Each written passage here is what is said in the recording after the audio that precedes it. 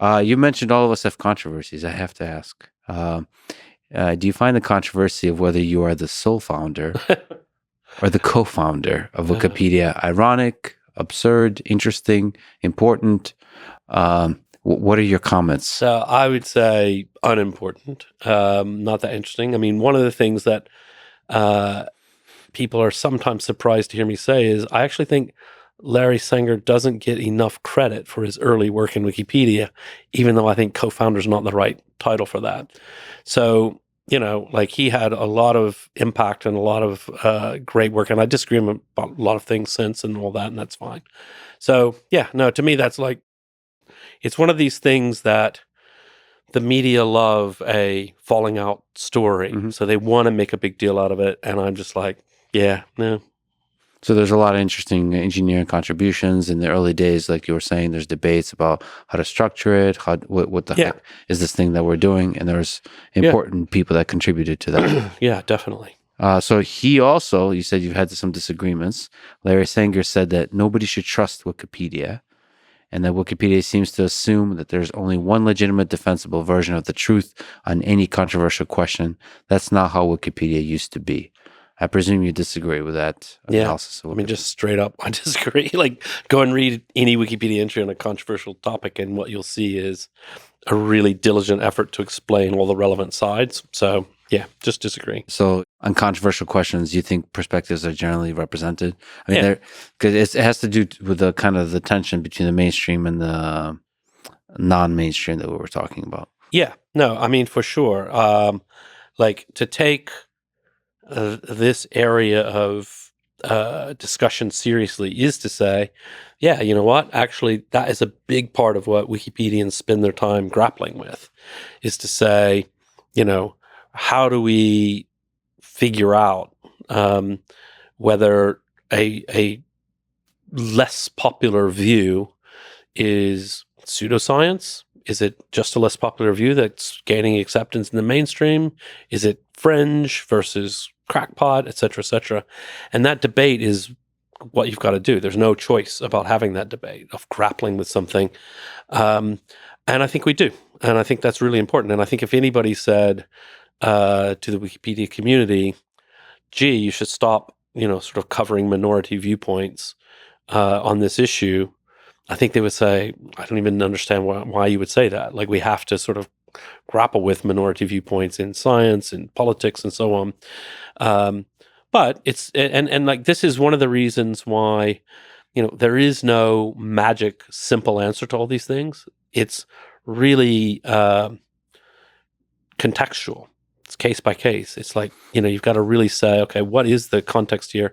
How do you do it? And you've always got to be open to correction and to change and to sort of challenge, and always be sort of serious about that. I think what happens, again, with social media is when there is that grappling process in Wikipedia and a decision is made to remove a paragraph or to remove a thing or to say a thing, you're going to notice the one direction of the oscillation of the grappling and not the correction. Yeah. And you're going to highlight that and say, how come this person, I don't know, maybe legitimacy of elections, that's the thing that comes up.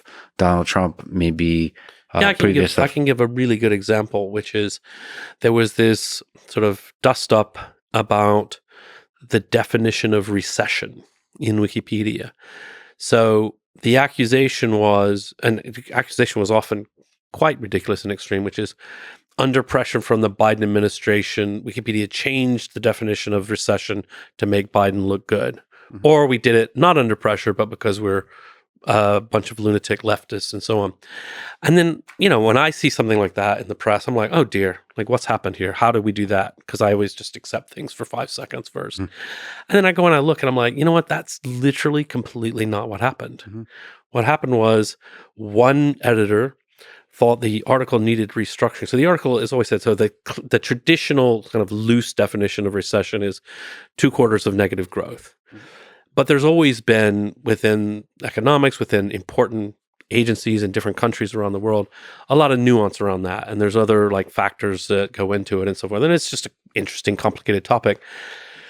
And so the article has always had the definition of 2 quarters. And the only thing that really changed was moving that from the lead, from the top paragraph to further down. And then news stories appeared saying, Wikipedia's changed the definition of recession. And then we got a huge rush of trolls coming in. So the article was temporarily protected, I think only semi-protected. And people were told, go to the talk page to discuss. So anyway, it was a dust up that was, when you look at it as a Wikipedian, you're like, oh, like this is a really routine kind of editorial debate. Another example, which unfortunately our friend Elon fell for, I would say, is the Twitter files. Mm-hmm. So there was an article called The Twitter Files, which is about these files that were released once Elon took control of Twitter and he released internal documents.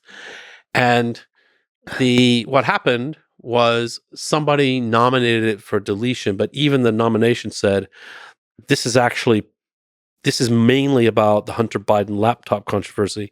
Shouldn't this information be there instead? Mm-hmm. So anyone can, it takes exactly one human being anywhere on the planet to propose something for deletion.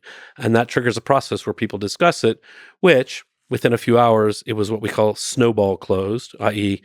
this doesn't have a snowball's chance in hell of passing. So an admin goes, yeah, wrong, and closed the debate. And that was it. That was the whole thing that happened. And so nobody proposed suppressing the information. Nobody proposed it wasn't important. It was just like editorially boring internal question. And, so sometimes people read stuff like that and they're like, oh, you see, look at these leftists. They're trying to suppress the truth again. It's like, well, slow down a second and come and look. Like, literally, it's not what happened. Yeah, so I think the right is more sensitive to censorship.